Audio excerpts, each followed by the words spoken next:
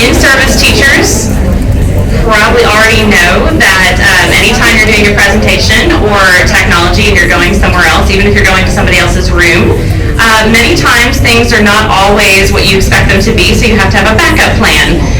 So my backup plan was to create my own network, and we're good now. So we're going to talk about cooking up a new recipe for learning. And you know what, is there a way I can take this guy off, I wonder? Yeah, do you have one? Or I can just...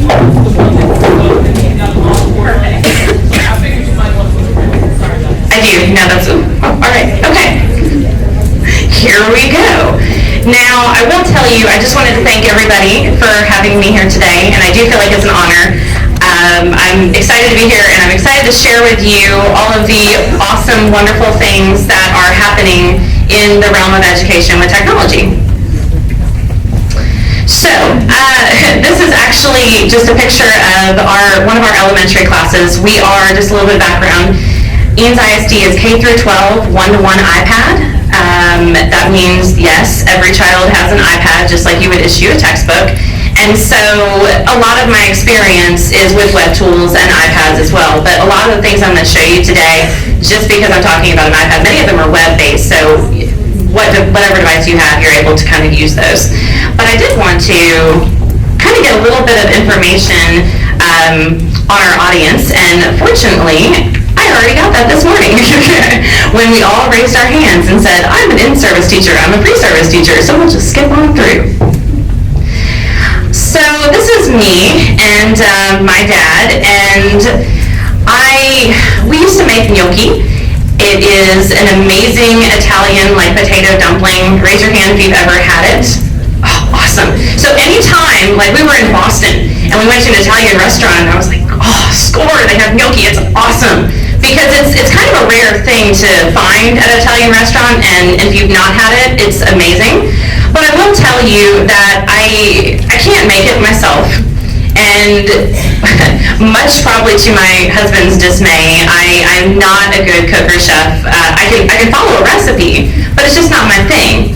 But what I did find is technology was, and I found I just kind of had to have a different kitchen, different recipe, you know, and with technology I don't always have to follow a recipe, but I wanted to provide a recipe for you today.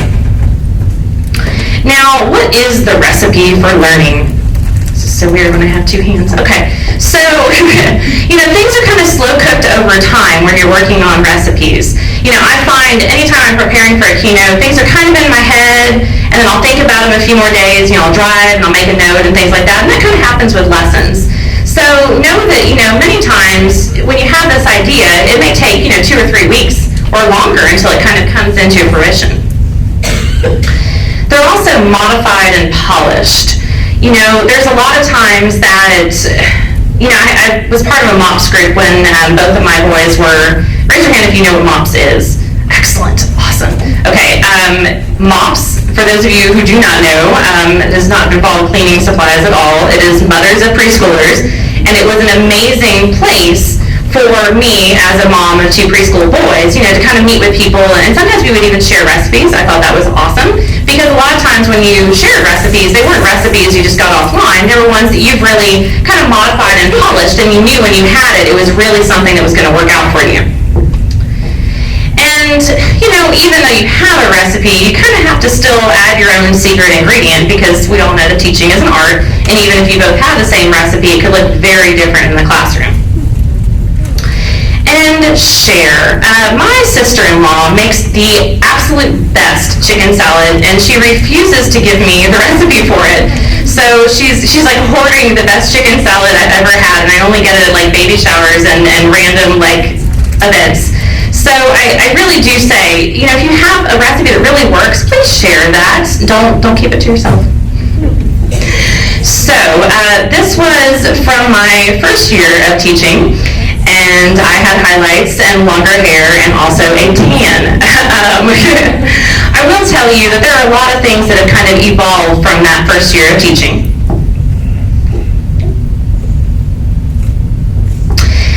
I didn't, you know, automatically, oh hey, from first year of teaching, now I'm using iPads and Macs and all of those things. It's kind of an evolution of teaching and learning. Same thing, I didn't automatically just walk out and become a cartoon character. That kind of came over time. Although some people who probably know me may know that I kind of embody I can't do it right now because I have two things in my hands, so it's very difficult, but I am Italian and I am naturally loud and I talk with my hands, and so that being said, I found this and I thought it was really poignant. Life as a teacher begins the day you realize that you're always a learner, and that's very, very true. You never stop learning. You never just say, hey, I've reached the pinnacle of all that I know. I'm done. I'm awesome. It just doesn't happen that way. This is kind of how it happens, and I'll apologize now if I hear any glares or boos or anything of that nature. I'm not wearing my burnt orange. So this is my evolution of not only education and learning, but also the technology. So you see over here, this was back in the day where I got my very first Dell. I was at UT and I graduated with an elementary ed degree and a background in English and could not find a job. So I ended up actually teaching middle school math. How that happened, a little substitute, an exit exam, you kind of go on your merry way. It's interesting though, when I started teaching middle school math, flash drives were just coming on the scene. This was, and honestly, they held maybe a Word document. It's amazing. We were burning CDs and it was craziness. During that time frame though, I also had, and I don't know how many of you actually remember this guy right here, but not only, and I actually still see this in classrooms, which is crazy to me, but it had the little wine thing. So I had the arms of blue, and I actually sometimes had a student who would clean that, but things are so much better. I also, my very first year there, I had a lot of opportunities for technology grants, and so I had a Promethean board in the classroom as well as a tablet. And even then, I saw the power of what technology could be. Moving forward, I decided to get my master's in curriculum instruction from Our Lady of the Lake University completely online. It was an awesome, awesome program, and fortunate for me and my finances, it was completely grant funded, so it was something that I did not have to pay back as long as I worked in Title I schools. During that time frame, my husband bought me my very first iPhone, and he brought it home for Christmas, and I was really upset because I told him I just needed a BlackBerry. I did not need this phone. It was too expensive. Well, flash forward, thank you, hubby. It's definitely made a difference. Then I also worked for while I was a stay-at-home mom, I worked for a company called Computer Explorers. How many of you know what Computer Explorers is? A few of you? It's kind of like Tech and Bytes, digital. They go into preschools, they do after-school camps, and they work with students and bring in the technology because many of those places don't have the technology in-house. And right around that time, I got my very first Mac, and I started a job at Northeast Independent School District as a technology integration specialist. And also day one got an iPad, which prior to that, I had told my husband, we are not buying. I have a Mac, I have an iMac, I have, iPhones, we don't need a big phone. There's just no reason to have this device. So I was given one, and then I saw, wait a second, this isn't just a large phone. And it just kind of snowballed from there in a good way. And then a few years ago, I was hired on in a similar role to work for a one-to-one K-12 iPad school district because I really saw potential in every student having their own device. And then that year, I was accepted into the Apple Distinguished Educators, actually the 20th year of Apple Distinguished Educators last year. So, how many of you remember this? Okay, good, because I was worried about my audience. I had to hunt this down on Netflix because I don't know if you know, I believe it's the 20th or 25th year, it's the 25th year of this movie, which makes me feel really, really, really old. It's an amazing movie. If you haven't gone and seen it, it's awesome. Everybody loves John Cusack.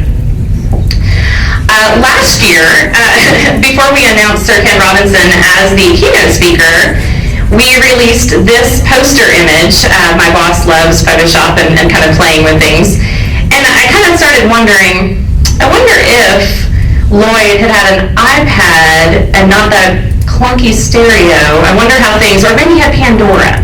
So I'd like to show you this video.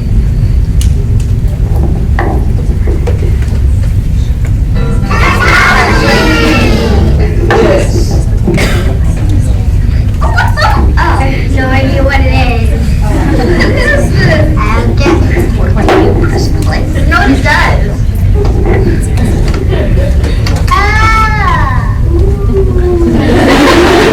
So you're not going to give up.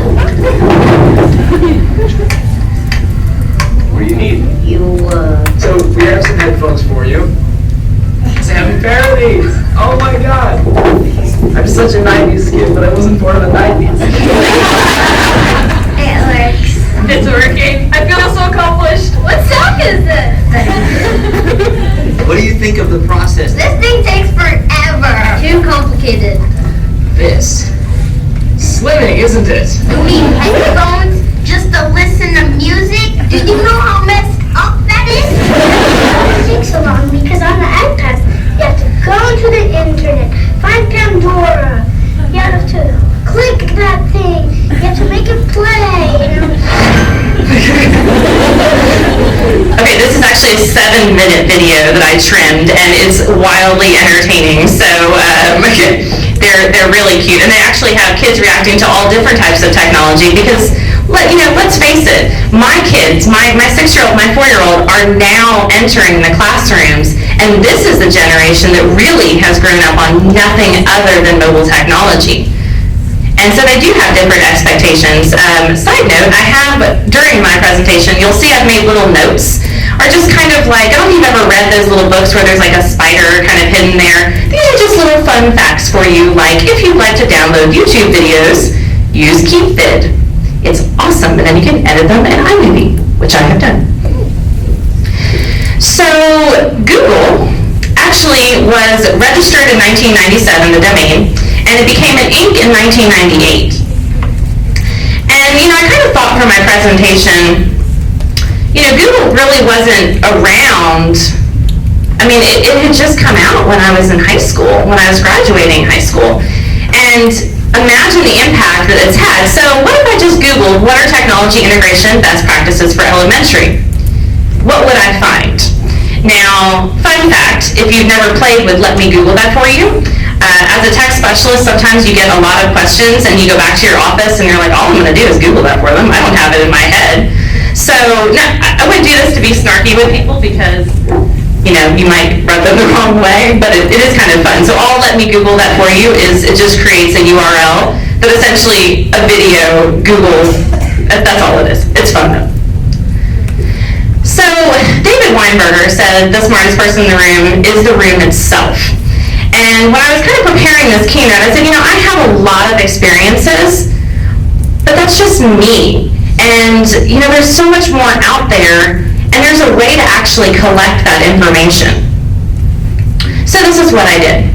I created a Google form. How many of you are familiar with Google Forms? Okay, I'm not going to raise my hand, so if I just, say it I'm just going to give you that cue that you can raise your hand because I have what appears to be an old school light bright and a mic in my hand. So, this is a Google form, and for those of you who are interested in actually seeing it, especially my in-service teachers, and you'd like to, give feedback, I created this Google form about 2-3 weeks ago and put it out on the web to anybody who was an elementary teacher who wanted to complete the form for me. And really kind of pooled on that. So these are teachers who may be in technology integration. They are teachers who, have had maybe 20 plus years of education, maybe some, under 6. So please feel free to add kind of your 2 cents because this was my greater 4 walls experience, but there's also a lot of people in here I think who could add value to it. So I have a QR code there, and then I also have a bit.ly. I will just tell you as best practices in the classroom. I would always just give a QR code because somebody may still have just an iPad and those do not have cameras on them. And so just kind of when you're preparing for all students, this is something to keep in mind that you also need a URL as well as a QR code. And I created this with QR stuff. I'll come back to that later. So, if you have the Google form, there were many questions. I left open-ended because I really wanted not just like, hey, 75% of teachers agree, but I wanted actual anecdotal feedback. So I left them as open-ended responses, which I know can be daunting to some people. But I got at least 30 teachers that filled out some really quality, excellent information. Now these were three that I kind of focused on. The classroom dynamic changing, what's important to communicate to parents, and the advice you would give teachers. From their information, I broke down today into 4 different categories. A culture of collaboration, and then inquiry, creation and publishing, and assessment, because these are things that have kind of evolved very much so in the past 5 to 10 years. I've also added some information about preparing parents, because that's very important in this day and age, and just some kind of final words of advice. So, culture of collaboration. Now, what I'm going to kind of show you here is these some quotes. For those of you who are on Twitter, this is kind of, I'm giving you a PLN here. I'm giving you all of these people. So not only is this the quote and feedback, but you also kind of have somebody that you can connect with. And these are going to be on every single one of the pages that I have information. But, a solid classroom culture is key. And I mean, that was key even when I was a first-year teacher, is kind of figuring out what my culture is going to be and how we're going to be respectful and things of that nature. So, because kids aren't going to want to take risks if they don't feel safe to do that.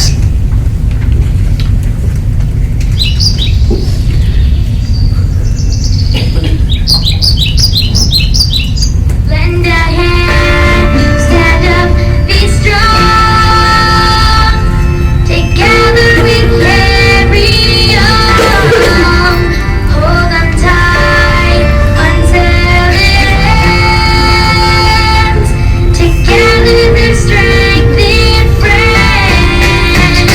It's all about bullying, don't even know where to begin. You think it's just a game, but you're the only one that's playing it. Kids are getting hurt and the schools and on the internet. It's easy to behave on your phone when you're texting it. You think you're strong, but really it's a weakness. You're picking on the ones that show you weakness. Think about this rhyme the next time, and you will find real strength comes from love. Lend a hand, stand up, be strong. All right, I'm going to go back to that one. Sorry. So that's actually my son's school. It's Eames Elementary, and I believe it was 2 or 3 years ago they started with the lend a hand approach because they were kind of noticing that there was bullying happening, and they wanted to create an atmosphere where that wasn't happening, whether it be bullying happening, in person physically or also verbally. And digitally too. So this is the atmosphere that they created. They actually have stickers for being responsible. My son comes home. They have a whole lend a hand approach, and I think that's important to have a school-wide sort of culture before you move on. So those are kind of some things to think about. Now, inclusion kind of comes from this, and I've noticed that, and then again, you can see who I've kind of attributed these to, but this is true. I've noticed that our classrooms have been very much so a more inclusive environment. You have a lot more students who are able to be in the classroom because of the technology and what that affords them the ability to do. And again, not only do you have that, but you also have the ability where students are standing up and saying, I'd really like to use this particular tool for this. I mean, they're advocating for themselves at a very, very young age because they do have that information and background now. There's also, in the world of collaboration, there's what is called the slow death of the computer lab. If you are an in-service teacher in elementary, you will know that depending on where your campus is, that you have a computer lab. And depending on the elementary you work at, sometimes, your kids might go 30 minutes and they do whatever they do. Sometimes it's like working on reading or reading street, and it's not even building technology projects. So, that's kind of starting to evolve where they're not going to the labs anymore, as we start to see more one-to-ones and BYODs and even CART models where the devices are coming to them in the classroom.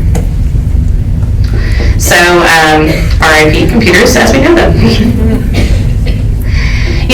This looks very, very similar to a lab that I had a few years ago, and some of you may still have, but it's not really set up for collaboration at all, unless you're doing online collaboration with somebody else. This is what a lot of labs, well, not a lot of labs, but some labs are actually starting to look like. So this was a redesigned lab. What they've done is they've kind of brought in mobile furniture. They brought in tables that will flip up and they can write on. So the technology is still there. They have iMacs, they have laptops. You can still, if you have a cart, but it's taking one room. So teachers are able to check out this room much like they would check out the lab. But it's a more flexible learning space for projects. It's not everybody's going to the computer and doing the exact same thing. So while this furniture is bought with, I believe it's bond money, or I think campuses have a little bit of extra money, they're always able to find certain things, especially when they're taking out outdated technology.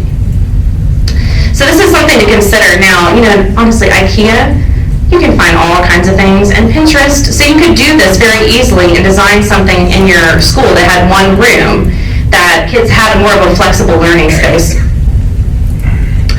This was a Lego classroom that my son designed. Why? He said that was a smart board. Why the teacher has a banana and an outdated computer, I'm not quite sure, but and a speaker system, no less. I really hope that classrooms are kind of evolving from this, everybody kind of, especially in elementary, everybody in rows and tables. This is another image that I found, a little bit different. They all have laptops, but they're still kind of focused on the teacher at the front of the classroom.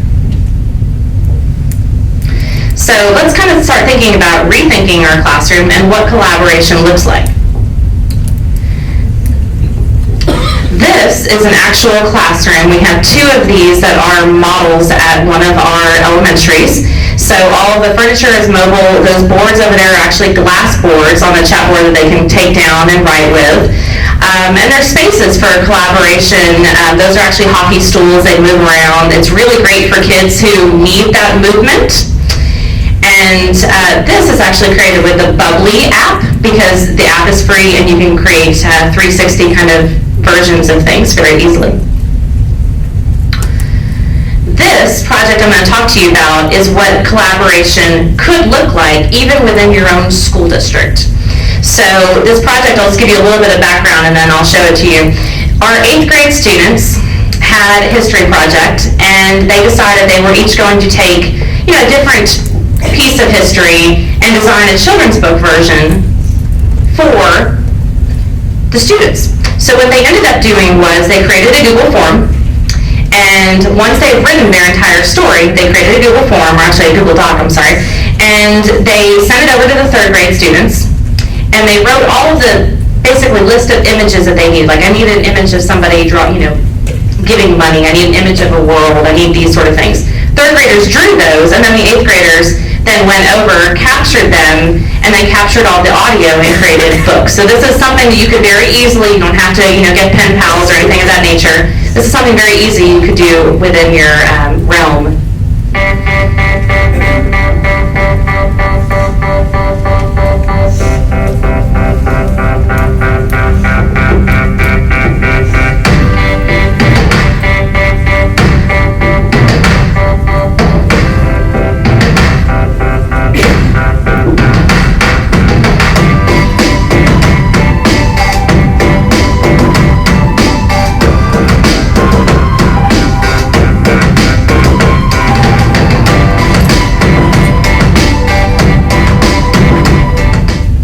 Last Friday, some friendly 8th graders came to our school and shared a book they wrote called How Much Is 11 Million.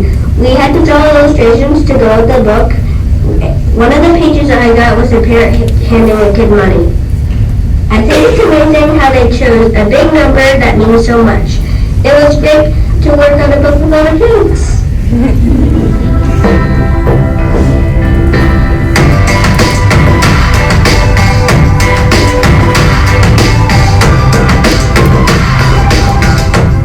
My class got to work with the 8th graders to illustrate and narrate books they wrote. I drew a girl who was angry with the guy. Their book was about war. I also drew an illustration of 2 students by a desk in a room with curtains and 5 windows. We took turns narrating the pages. It was great getting to know the 8th graders. I would like to do it again.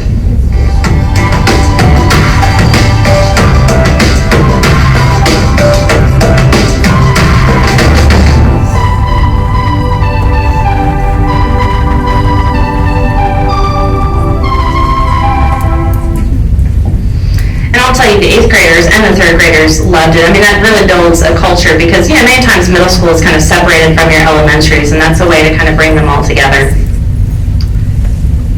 I will tell you, just side note, the original music for that was the Beatles' Paperback Writer, and that got muted on YouTube because I was a bad model for copyrighted music.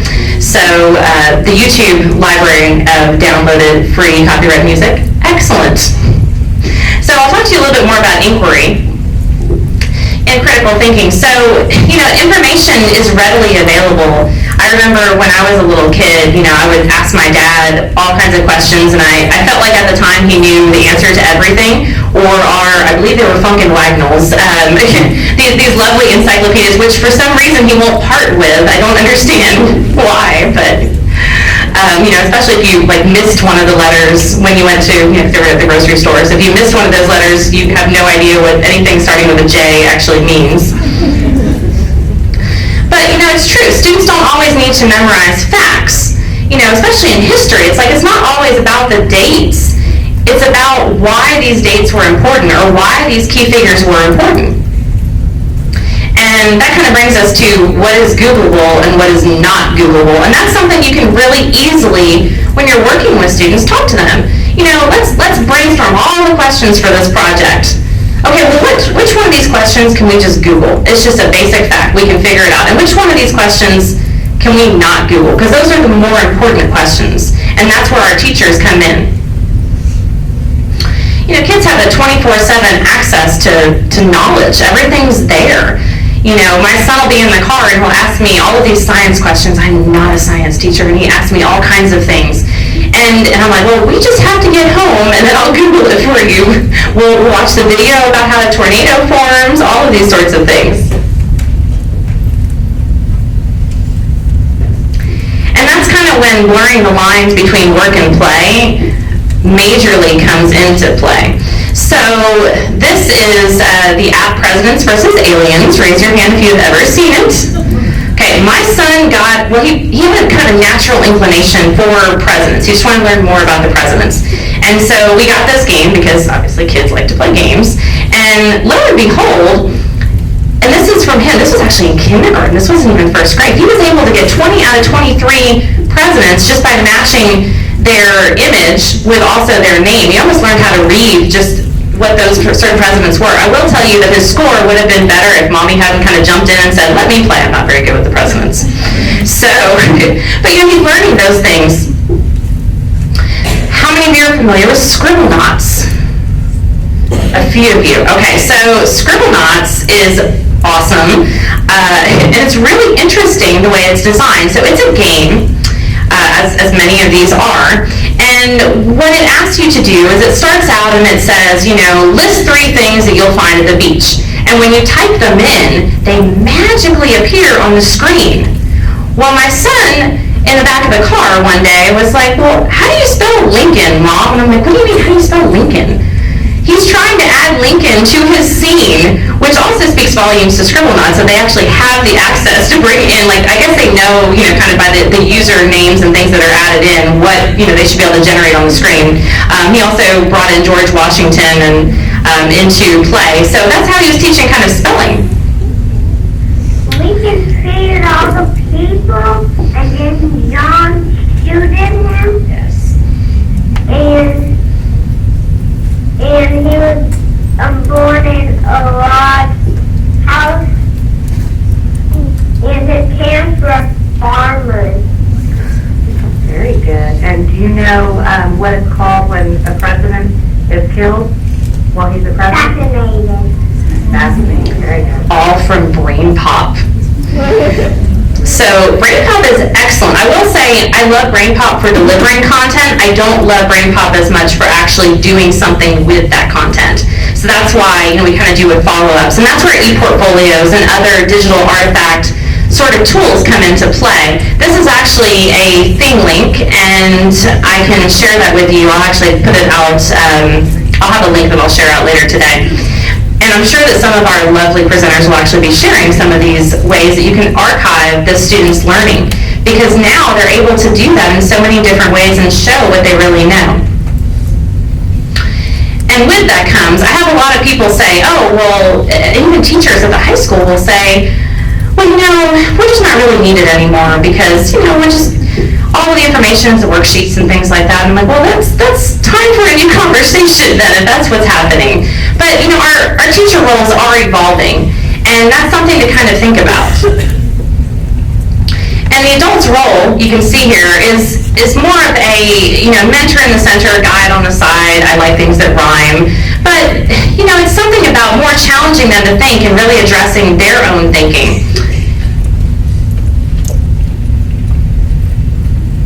This is a very, very long quote, but it was really, really well done. It's from the Huffington Post, and it really talks about the ability to, the computer can give us information, but it's what are our roles next. Now, I will say it's from the Huffington Post, and while I love this article, I don't know if over the holidays you saw another article that they posted called 10 Reasons Why Handheld Devices Should Be Banned for ages under 12, I believe. That was infuriating to many people on many, many different social networks. So take it with a grain of salt, but that's something to kind of keep in mind. So your role is changing. This is an excellent 13-minute video that I have trimmed down for you, but I think it kind of talks about what learning is looking like and what we could do for elementary students.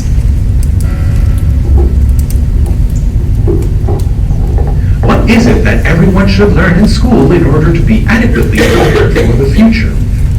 Well, each educational reform we go through tries to answer that question in its own way. But I wonder, should we keep looking for the formula? That elusive assemblage of just the right things every citizen should know? Maybe the quest itself is bogus.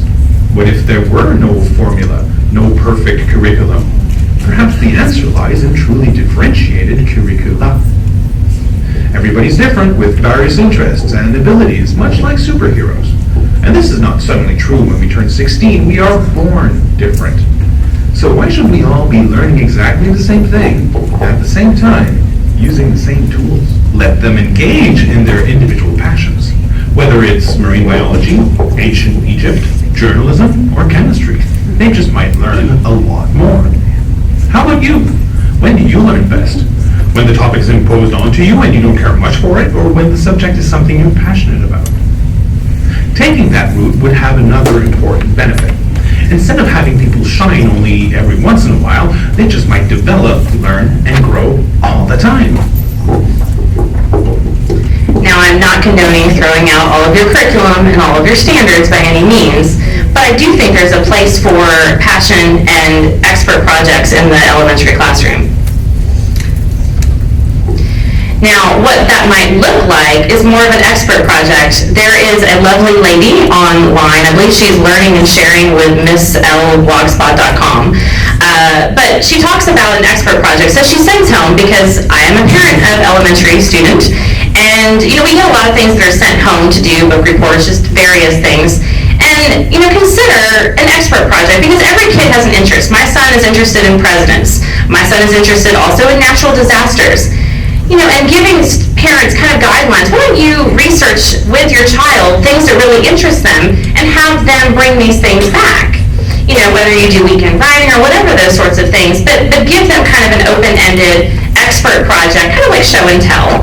But it's an expert project, and I think there's a place for this. Not necessarily throwing out all of the curriculum, but there is a place for expert projects.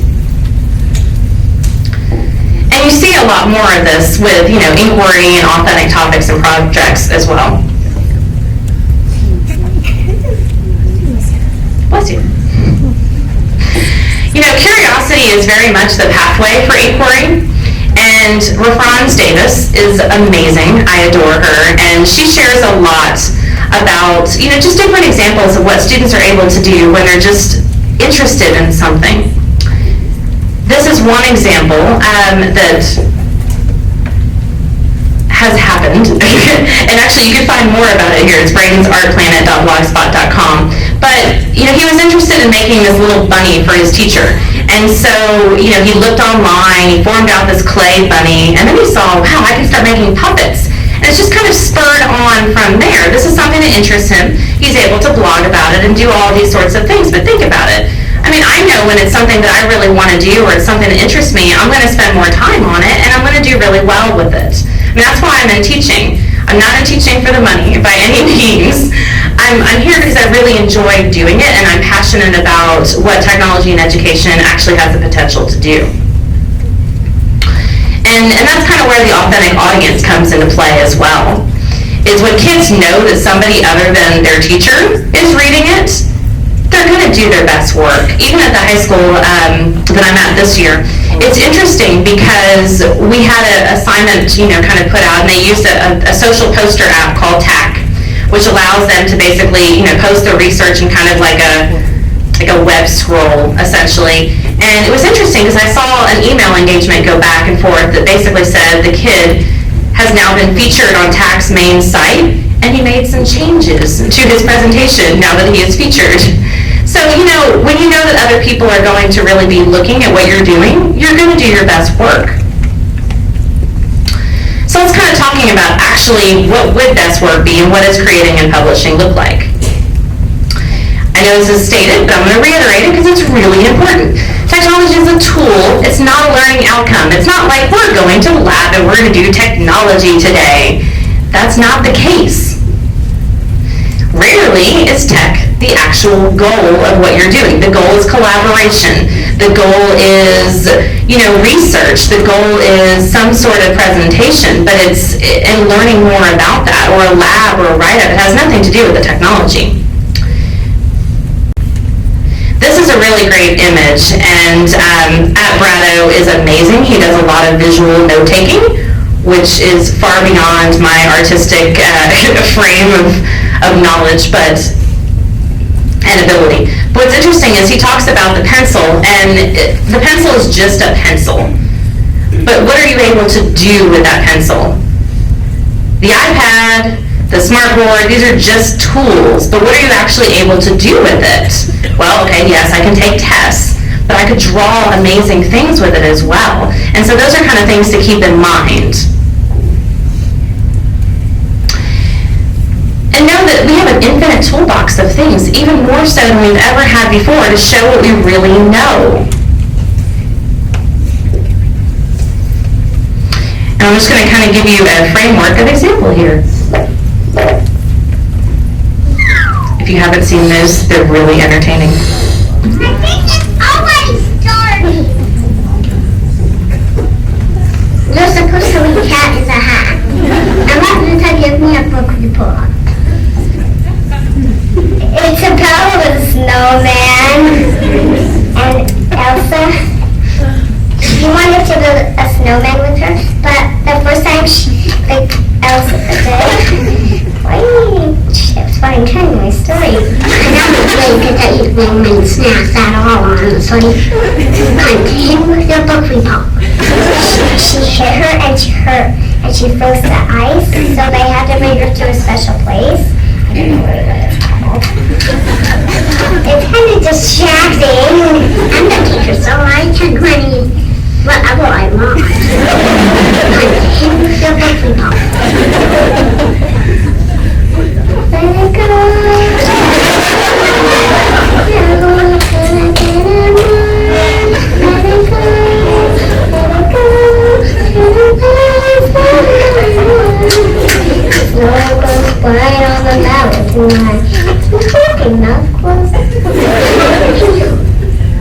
Continue.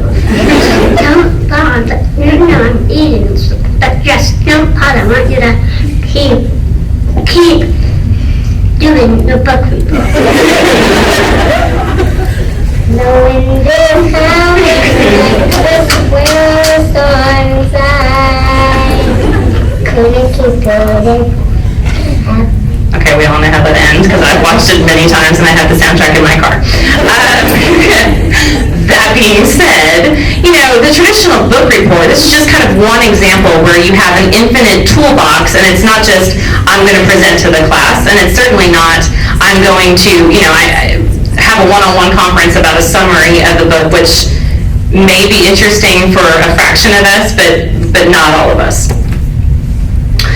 This is my son, and I don't know how many of you are familiar with The Fly Guy. They did a love reading fashion show, and so they had to, pick their favorite book character and then actually dress up, and they had a full-on fashion show. It was awesome. Like, they red carpet invited parents. They did their little blurb. That's a very large school production, but there are some things that you can do beyond, your normal book report. This is an app called Telegami. How many of you are familiar with Telegami? Excellent. Okay. So Telegami essentially allows you to, it gives you an avatar, and you're allowed to kind of change your own background, and then you can speak, and then the avatar speaks for you, essentially. So it's a really nice way to do a book report. Now, what I've done is, many times as a parent, we get things that are sent home, and sometimes we wait till the last minute to work on these with our children. And other times, I saw this whole, it was a very beautiful book report. They had to do pumpkins, and they had to make pumpkin book character, and they had to fill out all these, beginning, middle, and end. But my son kind of struggles with saying certain things, and I felt like just him writing it alone and him drawing it wasn't always effective. He needed kind of all of those media put together. So we created a thing link. All of the drawings and the feedback are his own. And then we've attached everything together. So what a thing link is, and presenters, if you'll just raise your hand if you're going to mention thing link in any of your sessions, excellent. So Tracy she'll probably go into further depth on that, but it is awesome. It is a web tool and an app. You essentially upload a photo, and then you add nubbins. That is their word, not mine, although it's fun. Nubbins, and each nubbin is essentially a link to something else. So when you hover over it, you see different things. And this doesn't do it justice, so this morning, I screen recorded over for you. So this is what it looks like if you were actually on the web. And when you hover over the nubbins, they appear like magic. And then if you wanted to, you could click on any of these things. This is Croquet.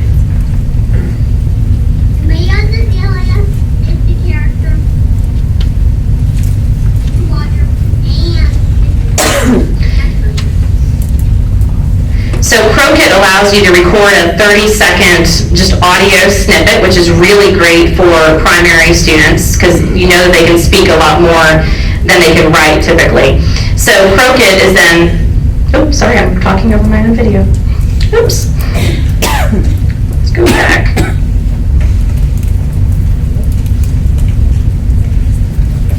Play that one more time so you can see it. And then the next one is Telegami, and I'll show you those. But all of these, because anything, a Telegami, a Croquet, they're shared with a URL. And that's why the way you kind of aggregate these, and I don't do it justice explaining it in a keynote, and that's why Tracy, I'm sure, will do a much better job of explaining that for you.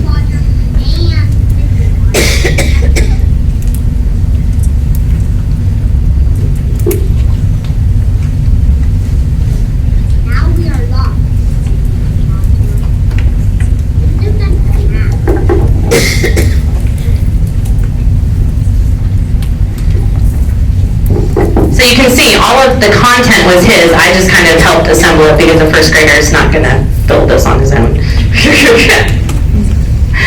Now, I do want to tell you it's really important when you start using technology, especially when you have money that's been purchased, with district funds and bond funds, to really kind of showcase what you're doing with students because parents want to know and the community wants to know. So I put together a 61-second clips I took in one semester, and I'm going to show you kind of what this looks like. And this is a really great way to put on your website and kind of share at a glance, because most people are going to watch a 3-minute video, of what's kind of going on.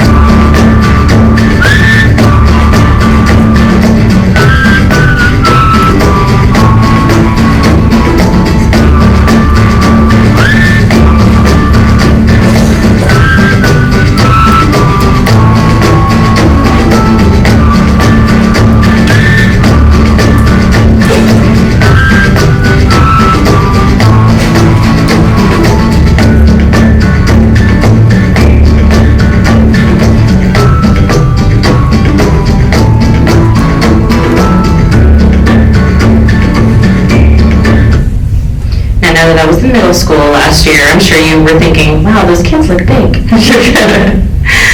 And that kind of takes us right into assessment, because when you're talking about collaboration, that leads obviously into a lot of creative projects. And then you have to kind of move into assessment from that point on. And I'm sure if you are an in-service teacher, you are far more advanced in assessment because you dealt with a lot of that this week. But, that's not the assessment I'm talking about. I'm talking about formative assessment and what that actually looks like in the classroom.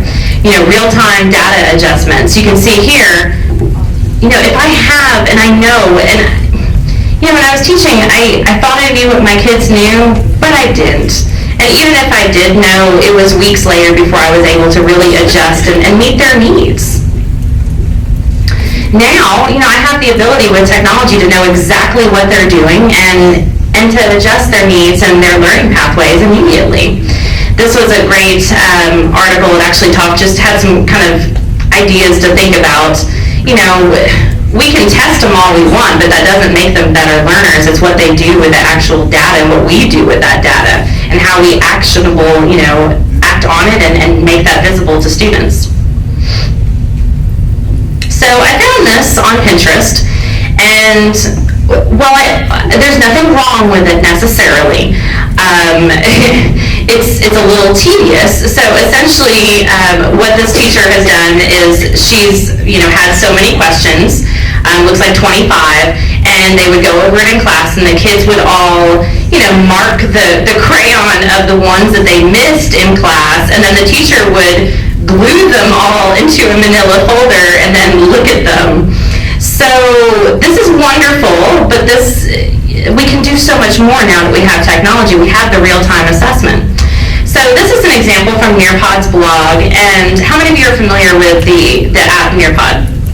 Okay, just a few of you.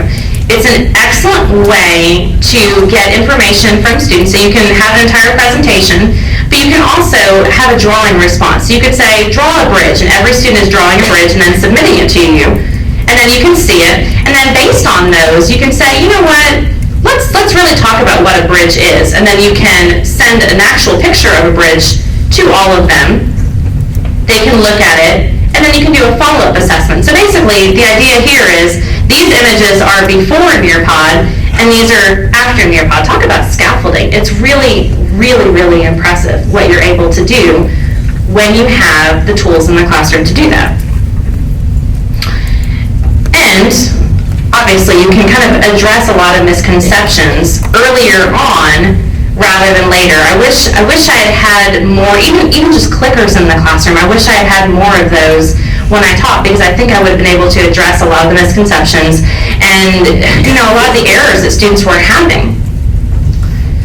This is a Spanish example, but the idea still remains the same. So this is the teacher view of Nearpod. So she's asked them to basically, describe a phrase in Spanish about the photo, and everybody has the same photo. And then the students will write, what they see essentially in Spanish. Well, the really interesting thing is the teacher can immediately say, wait a second, that doesn't quite sound right. Let's talk about this. What's wrong with this? After I left that classroom, I had a student I overheard say, this actually helps me. And I thought, what have we been doing before this time? What has not been helping them? And, it's wonderful for the teacher to do the assessment, but now we have the tools where students can actually build assessments for their peers, and they can build it for other students. Now, this is actually another 8th grade, 3rd grade sort of collaboration where the 8th graders have brought content to the 3rd graders. It's really easy to do in history because 8th grade and 3rd grade kind of align really well vertically. And so this was one of the projects where they brought a Nearpod, they taught the 3rd graders, and then they had the assessments built in.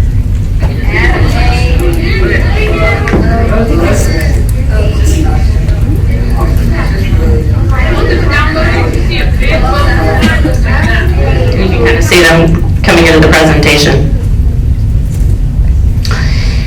It's really wonderful to have all of these tools, but if you don't prepare parents, you're dead in the water. Especially in a district where you have a lot of parents that are very, very vocal about what you're doing and how money is being spent, And, I don't want to send my own kid where he's just playing games on an iPad all day. And, teachers and parents have a lot of misconceptions. So, I remember the Etch-a-Sketch as well as the Light-Bright, and I found this little infographic, and I thought it was interesting. There are many things where I remember the Etch-a-Sketch. That's what I played on, and while it was an awesome creation tool, and you could do many things, I actually had a coyote overlay, like the little plastic things where you could draw and make mazes and everything. It was really cool. It broke, unfortunately, in the attic, and now I'm sad, but you can do so much more with the iPad, or any tool for that matter, and this is just kind of a play on that because they actually make an Etch-a-Sketch iPad. Now, for those of you who are done with STAR, or just kind of feeling like you need to unwind, I thought you might find this amusing.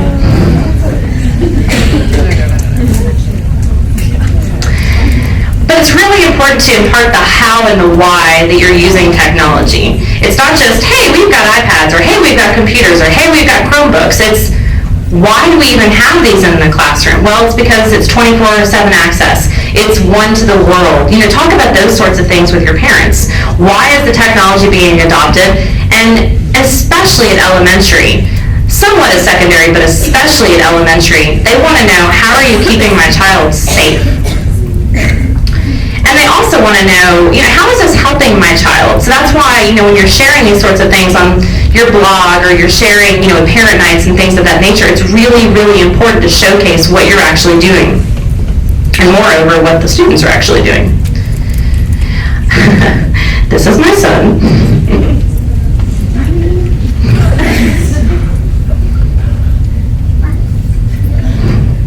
So many times, when an elementary student comes home, you'll ask them, hey, what did you do today? And they're like, I don't know. What did I do today? What did I learn?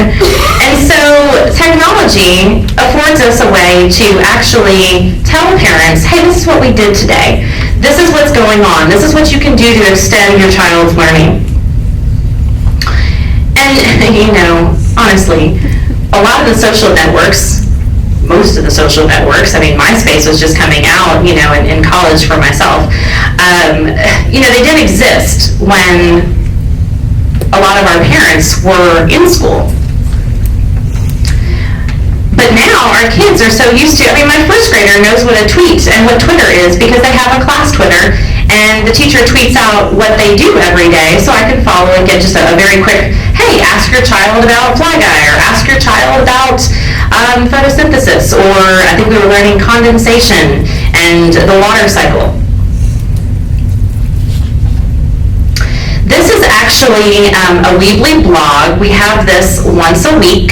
It is where he goes in, and to keep kids safe, they use a number. So every kid in the class has a number. So every kid knows what that number is, but there's no identifying, factors or anything like that. So so-and-so's 8, so-and-so's 9. So that's nice because, my son knows, Johnny wrote this particular response. So every week the teacher will have a prompt, and we go in on the blog, and my son fills it out. This is really great for a lot of reasons. One, because he's able to actually read what other students are writing. He understands, what's happening online. But as well as the teacher then gets instant feedback over the weekend of, wait a second, maybe they don't understand what we were learning, or maybe, their spelling needs work. We were told as parents, do not help them with spelling, do not help them with writing it. We want to know what they know, not how you can correct them. This is another example of a greater than and less than sort of math problem that we were doing, and kind of the information that was available. Yeah, so you can kind of get an idea for what that actually looks like.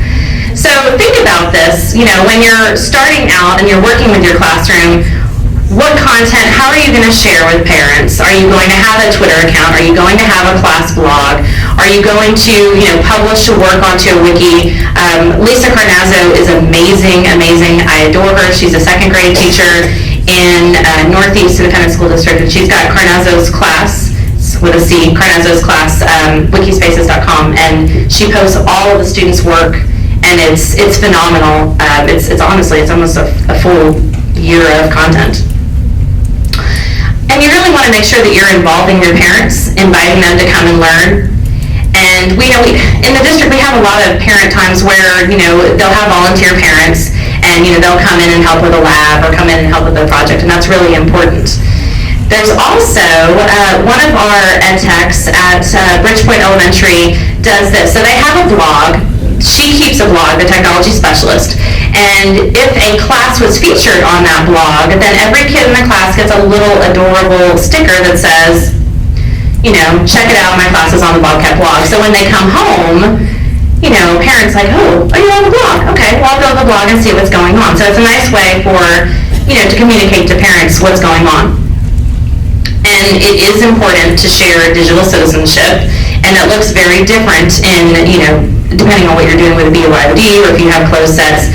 In elementary, yes, we are one-to-one, but, they stay in the room. They're very, very locked down. We still have an iPad contract, and if you visit Bobcat blog, which I was just talking about from Mariana, it's got copious resources for handouts and all manner of different resources for you, from email contracts that we send out to handling, to just all the different types of projects that they've done. So it'll give you kind of a framework for that. And then I actually have an entire listly that's called Staying Sane in Cyberspace, and it just talks about different resources, different filters that elementary can use, different websites, all manner of different things, and different conversations to have with your parents. This was taken at Tech Forum, and something to just kind of think about. I don't know that you would wear this with an elementary class, but I brought it here for you because you were all adults, and I thought you might find it amusing. We all did. We wanted to take selfies with them. But your children and parents want to know that you're keeping my kids safe, and his content is not just being thrown out into outer space without any care. So some parting words and advice. How many of you have seen this book or read this book? Okay, a few of you. I am a parent now. I used to read a lot. If you are a parent of small children, you will know that the reading part, as much as I want to just sit down like a good novel, doesn't happen anymore, unfortunately. Blogs, things like that. But this book, Steal Like an Artist, is by Austin Kleon. He actually lives in Austin, and he does a lot of that blackout poetry that you see from the New York Times. And he's written kind of an artist tale of 10 ways to steal like an artist. And it's a really very amazing read. It's also a short read. I spent maybe 20 minutes reading it because it's kind of like a one. It's got some pictures. It's awesome. It's inspiring. And this was one of my favorite quotes. He said, it's one of my theories that when people give you advice, they're really just talking to themselves in the past. So this is the advice, that I've had my hardships and things from my very first year of teaching on, that I'm going to impart to you. And this was my very first classroom. And I'll tell you, I walked in day one with no curriculum, no scope and sequence, no mentor, and outdated textbooks. And it was a real sink or swim experience. I wouldn't trade it because I learned a lot, but it was a really rough year for me. If you learn nothing else today, I want you to know that there is no great and powerful Oz. Anything that I'm doing up here, you can do. There's not like I'm pulling away the curtain. Please don't know that this is, I'm not just spending hours and things like that. These are all things that you yourself can do. And if you think of nothing else, not any of the other things I've talked about, there's one thing that you take away today. I want you to know how that you do this. And if you want curriculum and content, when I was teaching, there was no way to find it. There was no other curriculum and content. You talked to your teacher next door, and if not, you maybe went to a regional service center, but that was it. Now, you have it on blogs, social media, Pinterest, and mentors. I didn't have a mentor my first year. I think things would have been a lot different if I had, but you now have a PLN, not only of the people in this room, but the people far beyond on Twitter and Pinterest and Facebook and all of those things. And just remember to focus. This is very important. They say the fox knows many things, but the hedgehog knows one great thing. So, in technology, it's really hard. You're kind of like He dances, just in case. Because I wanted to make sure that you were focused on my cartoon. But, you know, there's a lot of things that are going to be shared today, but I want to make sure that you kind of just take the nuggets and focus on one thing that you feel like you can accomplish in the next year.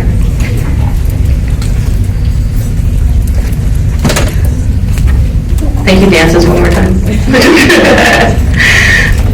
Yeah, okay. And then just what tools will you use? What will your recipe be? How will you assemble your own cookbook? And this is actually my final slide, so I was okay, I hope.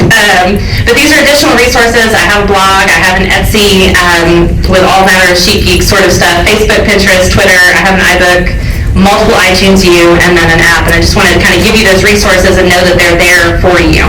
And I appreciate, and I think I am right on my time, so thank you.